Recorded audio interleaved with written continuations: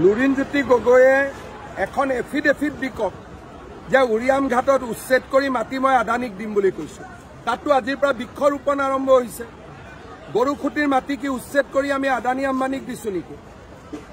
লুৰিণজ্যোতি গগৈৰ দৰে ব্যক্তিসকলে লাজ পাব লাগে যে তেওঁলোকে নিজক অসমীয়া বুলি কয়।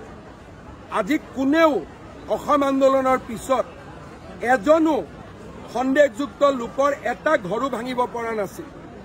মই 1,29,000 বিঘা মাটি সন্দেহযুক্ত লোকৰ পৰা মুক্ত কৰি বনাঞ্চল বা ভিজিআৰ পিজিআৰক আমি উভতাই দিছো।